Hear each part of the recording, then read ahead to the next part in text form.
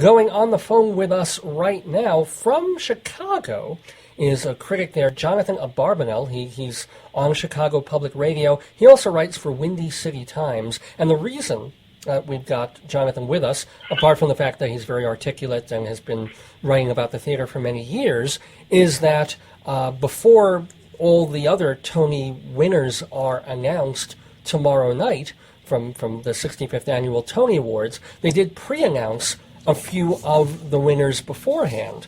The specialty awards. For example, Athol Fugard is going to win a special award. The South African playwright Philip J. Smith won an award. Eve Ensler of the Vagina Monologues won the Isabel Stevenson Award. And, of course, the folks who helped design Warhorse, the Handspring Puppet Company, won a special Tony. Well, another special Tony is going, the Regional Theater Tony Award, is going to the Looking Glass Theater Company of Chicago. So I thought, what better reason than to bring on a Chicago critic to talk about theater in that town, as well as specifically about Looking Glass, and who better than Jonathan Abarbanel. Jonathan, welcome to the Tony Show. Thank you, David. Thank you. It's great to have you. Were you excited about the regional theater win for Looking Glass? Well, yes, I was very much so. As you know, you and I are both members of the American Theater Critics Association, which partners with the American Theater Wing and the Producers Association to help select the recipient of this award. So we are always excited when a Chicago theater is in the running for it, and we're delighted. Yes, it was very exciting news. And your thoughts about Looking Glass as a company? That's the Mary Zimmerman troupe. So that is the troupe of which she is a member, an ensemble member. It's a little bit deceptive to say it's the Mary Zimmerman troupe. She's a member, as is another one of the famous names, of course, is David Schwimmer, who was one of the co-founders of the company and also remains an ensemble member. Yeah. So have they been doing really good, interesting work this past season or two, according to your thoughts? My thoughts on the company's work of the last year or two. Yeah. They have been, about 5 years ago now. I think I have that about right. It might only be 4. They moved into a new purpose-built theater at the right down near the famous Chicago Water Tower, one of our landmarks. Mm-hmm. And it's a beautiful space, a very fancy kind of black box, flexible theater, and it has allowed them to do a marvelous array of physical work, which is something they did always, but now they can do even more so because this is a fully trapped stage, and it has a very, very high ceiling, and it's their first permanent home. And there's been I think, a marked increase in the incorporation in their work of the circus skills. Jonathan? Hello? Jonathan? Seem to have lost him. I will try and get him back. The joy of living in an age of cell phones. So, ladies and gentlemen, just give me a moment.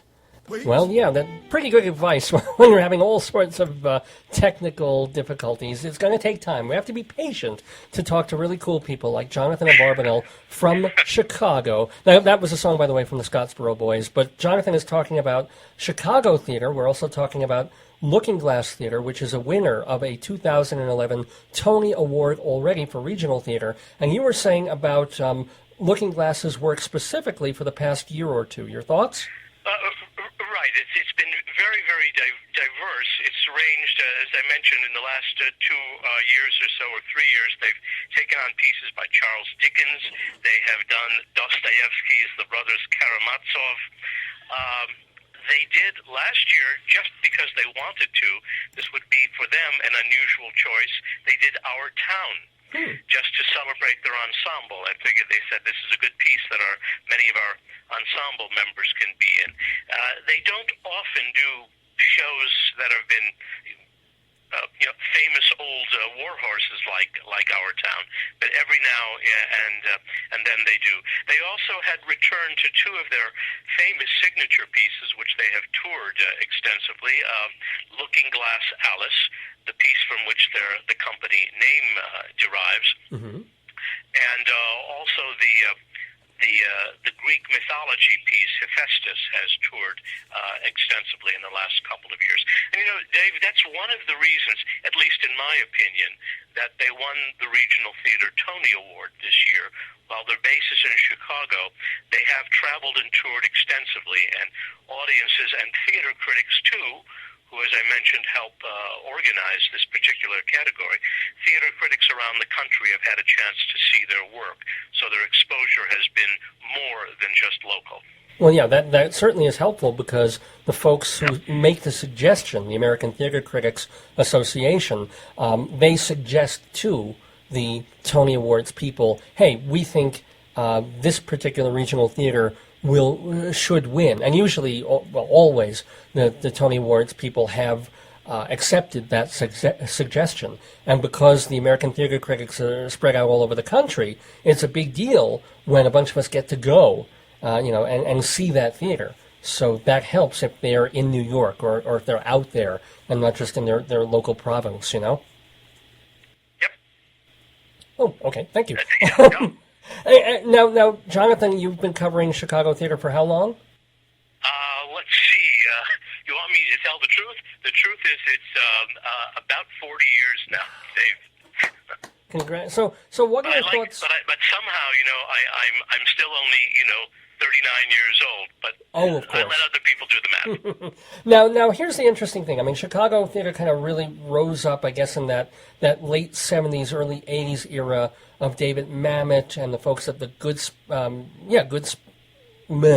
I keep wanting to say the Goodspeed, the Goodman and Steppenwolf and Laurie Metcalf and John Malkovich, and it was this really exciting kinetic time in Chicago theater. Where has it gone since then? What has Chicago theater been sort of transforming into in the past 10 to 20 years? What has it been transforming? Yeah, in other words, it had that huge heyday where all those famous actors came out and the playwrights in a certain Chicago style.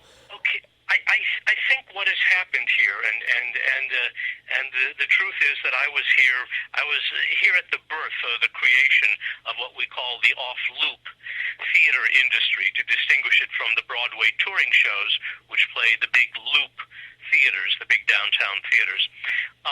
And what has happened is that somehow we have managed to remain a community and feel like a community rather than the typical rivalries between individuals or between producers or between companies that I have observed in many other theater, even many other important theater centers around the country.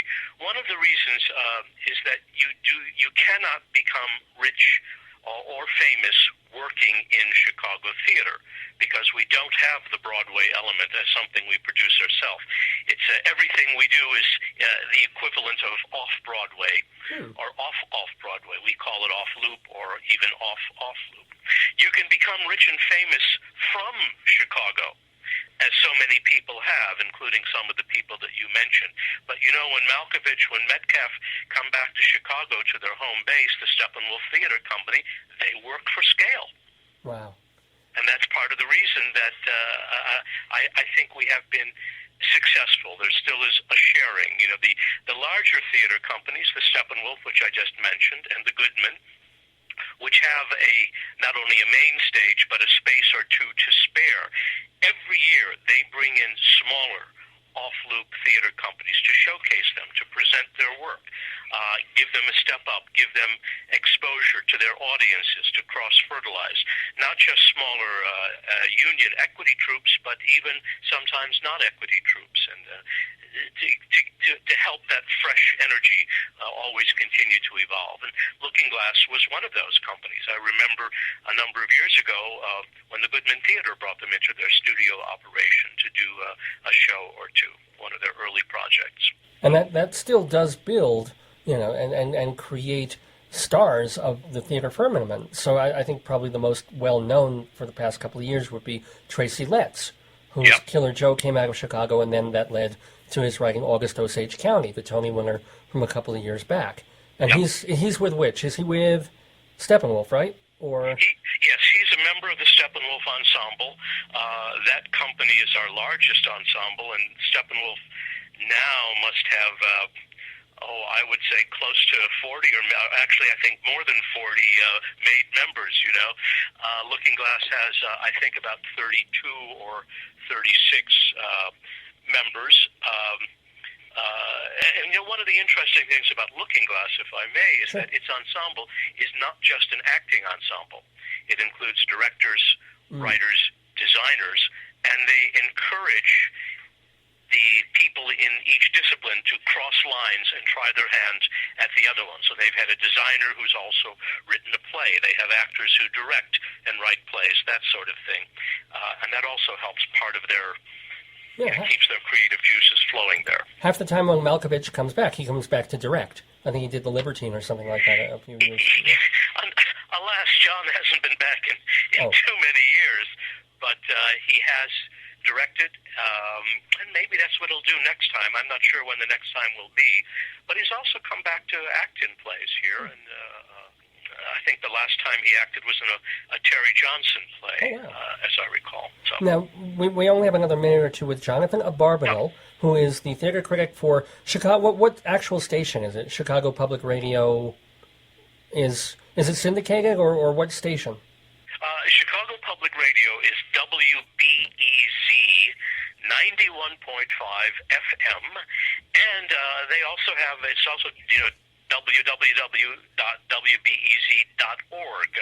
where if one goes to the onstage, backstage blog under culture, they can read my postings and also go to some of the streaming audio that's archived of my broadcasts. Oh, fabulous.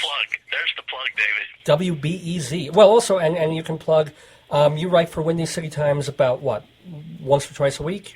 Yeah, I used to be theater editor for the paper, but I gave that up 3 years ago when the University of Illinois at Chicago asked me to start teaching some theater courses there, and I needed to make time. So now I relinquished the editorship of the art section, and now I just contribute a review each week to the Windy City Times. Well, everybody, do please read Jonathan Abarbanel on the Windy City Times, and also at the WBEZ website, or listen to him, I guess, when the actual radio station streams. I wish we had a little more time, but we are, our fault, running a bit late. But Jonathan, you have a lot of territory to cover, and I appreciate the chance to talk with you, Dave. It's been just a delight. Thank you so much, Jonathan. You're welcome, sir. Have a good one. Bye-bye.